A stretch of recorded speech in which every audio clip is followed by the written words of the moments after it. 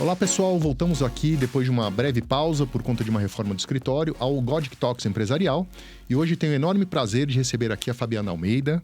Nós somos colegas e amigos lá do IDSA, do Instituto de Direito Societário Aplicado, que inclusive o IDSA tem sido uma grata fonte de melhores debatedores do direito societário e direito empresarial aqui. Então, muita gente boa, e agora a Fabiana para comprovar isso, para manter a tradição, né? E hoje nós vamos falar sobre o financiamento de litígios empresariais. A Fabiana Almeida, ela é sócia da Krieger Almeida, né? Ela é sócia da Juliana Krieger Pella, que é uma professora da Universidade de São Paulo, que foi minha professora no doutorado. Nós somos colegas na pós-graduação da Universidade de São Paulo. Enquanto eu concluí o doutoramento, ela concluía o mestrado e agora ela está na fase de doutoramento, né? E ela é uma parecerista, uma arbitralista e uma pessoa que atua constantemente em litígios empresariais. Fabiana, seja muito bem-vinda. Muitíssimo obrigada. Eu agradeço o convite, é uma honra. Eu vi muitos amigos do IDSA que já falaram e fiquei super feliz com o convite, ainda mais para falar desse tema que me encanta muitíssimo. Então, obrigada. Bom, então vamos direto ao tema, né, Fabiana? Vamos lá. A gente sabe que existem alguns litígios empresariais que são menores e que as próprias partes interessadas, elas conseguem bancar do próprio bolso isso. Mas existem litígios que são caros, naturalmente. E, às vezes, entrar com um procedimento arbitral, entrar com um processo no judiciário, pagamento de custas iniciais e arbitragem, que tem enormes vantagens. Uma das desvantagens da arbitragem é ser cara, né? Sim. Não existe arbitragem barata. A gente está falando aí de um caso simples, de baixo valor, é partir de algo próximo já de quase R$1 milhão para frente, né? Se o caso for maior, aí o céu é o limite, né? Então, surge essa necessidade e de uma necessidade num sistema de livre mercado, surge alguém para prover, né, esse tipo e tentar resolver o problema que aparece dali, que é justamente financiar esses litígios empresariais, né? Então, é isso que a gente vai debater e a Fabiana, que tem uma grande experiência com a resolução e disputas empresariais e por conta disso surge a necessidade de financiar essas disputas, né? Eu vou colocar a primeira pergunta aqui. O que você consideraria, né, o financiamento de um litígio empresarial, né?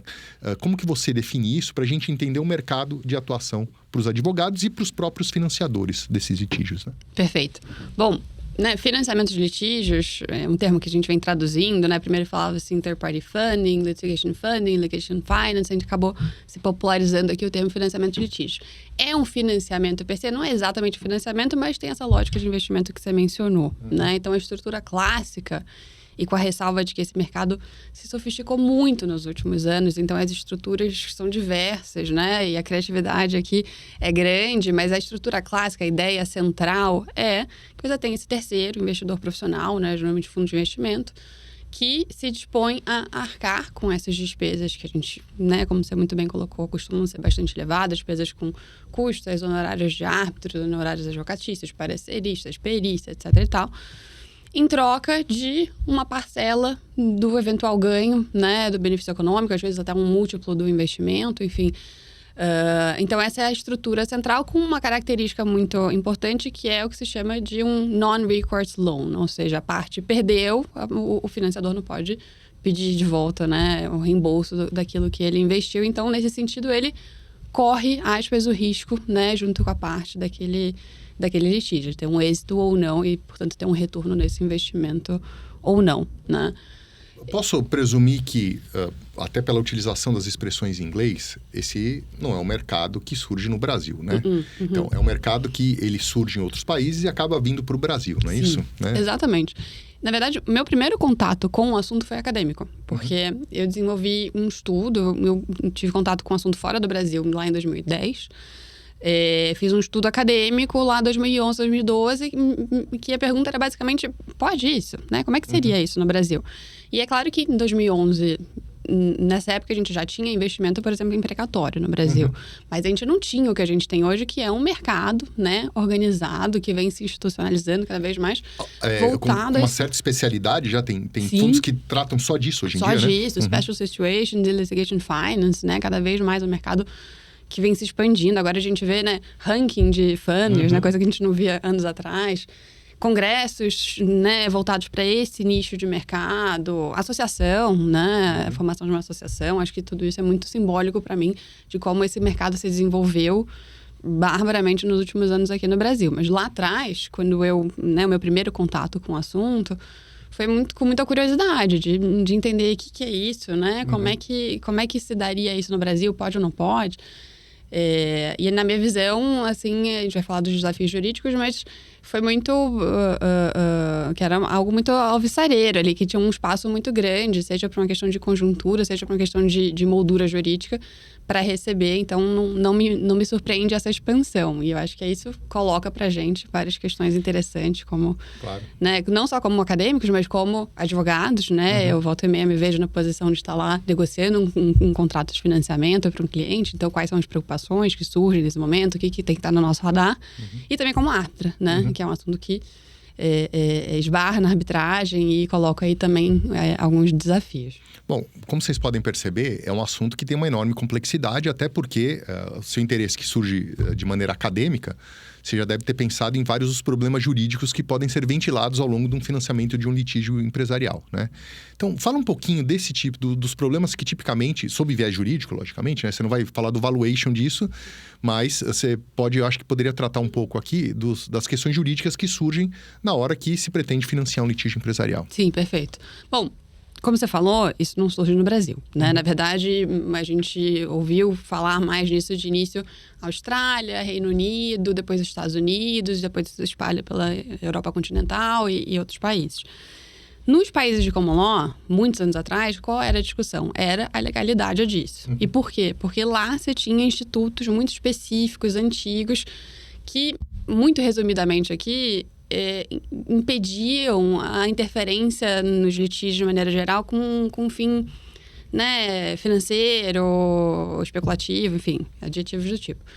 E essas proibições foram sendo relaxadas. Então, a primeira conclusão aqui foi, olha, no Brasil a gente não tem, né, esses mesmos institutos. Então, não tinha, a meu ver, essa primeira barreira que se enfrentou lá fora com relação à legalidade, com uma ressalva, que volta e meia, por mais que a gente não tenha, a gente vê esse argumento do mas uma questão de especulação, de estímulo à legitimidade. A gente vê essa ideia voltando de diferentes ângulos em diferentes discussões no campo do financiamento de litígios. Eu acho que a gente volta para isso depois, mas é uma questão. Mas legalidade em si não é uma questão que se coloca no Brasil. A gente tem decisões judiciais já reconhecendo, né, a validade da possibilidade de contratação de um financiamento, por exemplo, numa ação de responsabilidade contra o controlador. Tem a decisão do TJSP nesse sentido, falando, não, reconhece, né, a possibilidade de um acionista minoritário contratar um financiamento para entrar com uma ação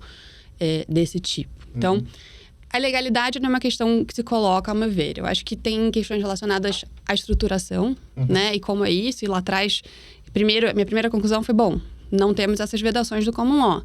Segundo, como é que o nosso direito abraça isso, né? E aqui me parece que a gente tem uma moldura jurídica já bastante receptiva, né? Regras testadas, por exemplo, de cessão de crédito litigioso, né? Artigo 109 do CPC. Então, ainda que nem toda a operação de financiamento vai ser estruturada dessa forma, a gente já tinha boas ferramentas aqui, né? A gente tinha, por exemplo, já à época... a regra da CVM que criava os antigos, né, fundos, os FDICs-NPs, os fundos de investimentos em direitos creditórios não padronizados, e o rol previa direitos creditórios litigiosos, né? Então essa é uma discussão que já tinha esbarrado na CVM, na Comissão de Valores Imobiliários, então já tinha também aí um pouco um caminho das pedras para a estruturação desses veículos. Então, várias boas novidades. Então, acho que tem questões também mais importantes, Marcelo, e isso que eu acho importante destacar, relacionadas aos limites desse financiamento, né? Porque no momento em que você sobrepõe uma lógica de investimento com uma lógica de processo, de garantias processuais da parte, de deveres deontológicos dos advogados, aí você tem, né, uma trama bem complexa e bem interessante para explorar. Então, acho que talvez onde a gente caminhou menos do Brasil, quando a gente compara com o exterior, na questão dos limites ou nos parâmetros para esse investimento, né? Lá fora a gente já vê, por exemplo, algumas iniciativas de regulação desse tema. E também de autorregulação, que eu gosto de destacar. Porque eu acho que essa é uma bandeira na qual eu acredito. Assim, eu acho que a autorregulação poderia ser um caminho excelente para esse mercado. Acho que faz muito sentido. A gente, no mercado de capitais brasileiro, a gente tem muitas experiências exitosas, né, de autorregulação. E esses instrumentos, né, seja de regulação, seja de autorregulação, eles dão pra gente um bom mapa de questões sensíveis que merecem ser pensadas, especialmente no momento de uma contratação desse tipo, né? Vou dar alguns exemplos. O que se chama lá fora de capital adequacy, né? A adequação de capital, de recursos do financiador para arcar com as responsabilidades que ele assume. Desistência, né? Quando é que ele pode desistir de investimento? Responsabilidade, ele responde por ônus sucumbenciais, né? Não responde, ele não financia responde. o autor, mas aí perde, ele só... O que acontece? Claro. Né? E mais, até onde ele deve ou pode ir na condução do litígio, né? Numa decisão de celebrar um acordo, nas decisões estratégicas de todo o litígio, né? Na nomeação de árbitro. Então, todas essas questões são questões que vêm sendo debatidas sobre, né, como é que é isso. E eu acho que são questões importantes da gente discutir aqui também, que eu sempre, né, oriento. Bom, pensa nisso, pensa naquilo, quais são os pontos sensíveis, olhar para esses instrumentos eu acho sempre válido. Por exemplo, o código de conduta da ALF, da Associação de Litigation Funders da Inglaterra e do País de Gales, eu acho super interessante. E muitas vezes a solução desses instrumentos de autorregulação, soft law, não são exatamente dar uma solução para uma preocupação específica, porque dentro desse universo de financiamento de litígios, é importante dizer, a gente tem um mundo, são vários nichos com várias particularidades, é muito difícil traçar uma regra homogênea, mas muitas vezes dizem, olha, o contrato de financiamento tem que tratar desse tema aqui. Então, tem questões jurídicas bem interessantes nessa seara. Então, assim, uma série de nuances a serem pensadas e tratadas no contrato, mas você já deu uma indicativa aqui de que talvez a gente tenha dois mercados distintos, né? Um que seria o mercado de litígios judiciais e um mercado de litígios de arbitragem, né? Sim. Você vê alguma diferença na essência, alguma coisa que precisa ser destacada, principalmente para o nosso ouvinte aqui que pode estar lidando com essa questão? Fala, poxa, eu tenho um litígio aqui, que é um litígio judicial para ser financiado, e já sei que fazem isso em arbitragem. Qual a preocupação que a pessoa tem que ter? E se existe alguma preocupação, uma diferença na essência entre uma coisa e outra? Assim, acho que pela ótica do financiador, tem preocupações que surgem na arbitragem que não surgem no judiciário. E fruto dessas preocupações, a gente tem regras específicas sobre o tema em arbitragem. Maior preocupação é com relação à independência e parcialidade do árbitro, né? Ou seja, a contratação desse terceiro, né? Trazer esse terceiro para essa trama, isso pode gerar dúvidas justificadas em relação à independência e parcialidade, isso pode provocar uma necessidade de revelação. Em função da preocupação com essa questão, que eu acho que merece ser pensada, debatida, e com um eventual tumulto que isso poderia causar no procedimento arbitral, a gente teve uma resposta institucional bastante relevante. E que, para mim, é muito símbolo do quanto esse mercado avançou na arbitragem, né? Porque primeiro a gente teve uma onda das câmaras soltando orientações, falando, olha, revelem a existência do financiamento na primeira oportunidade. Depois a gente viu câmaras incorporando isso como efetivamente regras em seus regulamentos. Então, a gente tem regulamentos de arbitragens que exigem a divulgação na primeira oportunidade da existência desse financiamento. Claro, surgem questões várias. Qual é a extensão dessa revelação, né? Eu preciso indicar a existência, quem é o financiador, enfim, surgem várias questões. A gente tem decisões arbitrais cujas ementas são públicas, né? E por isso a gente conhece, tratando, por exemplo, da necessidade de divulgar o contrato de financiamento, que é uma questão super polêmica. E rejeitando, no caso, essa necessidade. Mas são questões interessantes relacionadas, né, à divulgação da existência do financiamento e os impactos que isso pode produzir na arbitragem. E também muito interessante para mim como o financiamento tem aparecido nas discussões sobre impecuniosidade, sobre hipossuficiência financeira da parte, dado que, de novo, que nem você falou, né? A arbitragem é um método de resolução de disputas caro, a despeito de, né, arbitragem expedita, algumas flexibilizações que a gente vê, mas ainda assim é caro, a gente sabe que é. A gente vê muitas vezes o financiamento de litígio sendo posto como uma alternativa, como uma solução para esse dilema, né, da parte que está vinculada a uma cláusula compromissória, mas eventualmente tem dificuldade de arcar com as despesas. Não, legal. E alguma preocupação específica em relação ao judiciário? Quer dizer, o tipo de transparência que passou a se exigir na arbitragem? Qual que é a visão do judiciário a respeito disso? Que eles têm esse tipo de preocupação? Porque a gente sabe que o juiz, em tese, ele é sempre independente. Mas o fato de trazer um financiador, isso gera um problema que o judiciário tem ventilado aí, não? Olha, isso tem... o financiamento de justiça tem esbarrado no judiciário de diferentes formas, né? Ontem mesmo me encaminharam uma decisão do TJ de Minas sobre execução, fraude de execução, enfim, discussões várias interessantes. O que, em resposta à sua pergunta, eu acho que a decisão mais interessante que me vem à mente é uma decisão de 2022 do Tribunal de Justiça de São Paulo, que eu acabei de mencionar, que tratou da necessidade de divulgação também de contratos de financiamento e não só reconheceu a possibilidade dessa contratação, como não... Como é que eu vou falar? Não atuou no caso, tá? Então, opinião claro. de quem leu e estudou as decisões. Mas a minha impressão foi de que isso não impactaria muito o julgamento, né? A própria questão da divulgação do contrato ou não, de que isso não impactaria a posição daquele acionista minoritário que está ali na condição de legitimado extraordinário, propondo uma ação de responsabilização contra o controlador. Não, perfeito. Bom, o mercado vem se desenvolvendo, é um mercado internacional pujante. Em alguns países existem associações que congregam os financiadores, eles discutem as questões éticas, as questões jurídicas. É bom que há uma troca de experiência muito grande entre eles, né, que é bastante importante. Sim. E que eu, particularmente, eu desconheço ter uma associação parecida no Brasil, mas acho que vai ser uma questão de tempo de ter também, porque esse mercado realmente é bastante pujante pelo que eu tenho contato, até por conta da minha prática profissional também, né? Olhando para frente, né, no horizonte, o que você acha que vai acontecer? Assim, minha pergunta está menos relacionada ao mercado, mas se você tiver alguma informação relacionada ao mercado propriamente dito, fique mais do que à vontade para falar, mas principalmente no horizonte jurídico, né? Quais são as perspectivas aí? Olha, o que eu destacaria de perspectivas?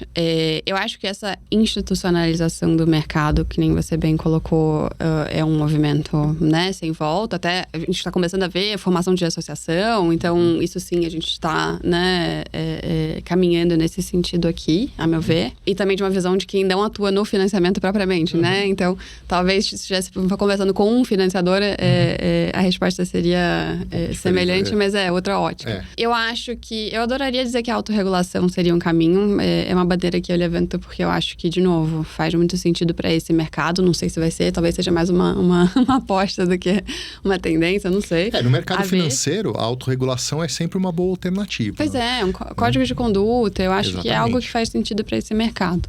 E é algo que eu tenho, enfim, estudado de uma perspectiva acadêmica mesmo, mas que acho que é um tema bem interessante, bem bacana. Eu acho que também a diversidade de estruturas de financiamento. Lá fora, por exemplo, a gente já vê bastante portfolio finance, né? Então, saindo daquela lógica do investidor que analisa aquele litígio e decide investir naquele litígio porque acredita que tem, né, chances de êxito. Não, é uma abordagem diferente em que ele financia um pool de casos, né? De um determinado escritório, por exemplo. E aí surgem novas questões, né? Porque isso, em alguma medida, coloca em questão várias das premissas dessa estrutura clássica. Então, eu acho que essa diversidade de estruturas e a reflexão sobre os desafios que trazem é algo que a gente vai ver nos próximos tempos. Seriam meus chutes aqui. E você tem notícia, então, de que alguma associação já está sendo constituída? Sim, a Associação Brasileira de Litigation Finance e Special Situations foi criada e foi quem promoveu, no ano passado, a gente teve o primeiro congresso. Sim, com o Guilherme Setoguchi e tudo mais, isso, né? Isso, com o Guilherme Setoguchi. Então, essa associação existe. Tá.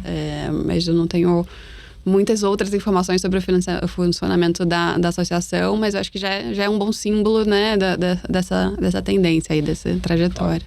Olha, agradeço muito, Fabiana, a sua presença aqui. A gente vai voltar depois para tratar de outros assuntos em outras oportunidades, mas agradeço muito porque esse é um mercado novo. Ele é um mercado que, contrariamente do que muita gente diz que incentiva a litigiosidade, na verdade eu vejo que é uma maneira de ajudar a pacificar um conflito e dar uma sensação de que um direito que foi vilipendiado, por exemplo, um eventual minoritário numa companhia aberta, etc., é uma maneira de ter uma satisfação jurídica disso, né? Que ele não teria muitas vezes se ele não tivesse um financiador que o ajudasse a bancar o caso, né? Então eu vejo que é uma maneira, na verdade, de dar uma sensação de justiça e até mesmo se ele perdeu o caso, porque ele fala, olha, eu tentei e não deu certo. E alguém me ajudou a financiar um processo que, infelizmente, foi julgado improcedente, até nesse caso, né? Mas eu acho que é importante porque isso dá uma sensação de justiça e que eu tentei fazer aquilo que eu poderia fazer que em outras situações eu não conseguiria, né? Então, o mercado que eu vejo que ele ainda está engatinhando no Brasil, já é um mercado bom, etc.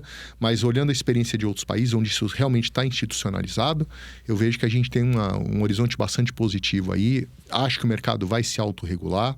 É possível que a gente tenha uma jurisprudência que se desenvolva de maneira bastante premente e, de repente, no futuro, até uma eventual alteração de Código de Processo Civil para tratar disso de maneira mais clara, eu acho que vai acontecer, né? Mas a gente vai ter oportunidade para tratar de outros assuntos no futuro também. Tomara. E é isso, pessoal. Até o próximo episódio. Um grande abraço. Obrigada.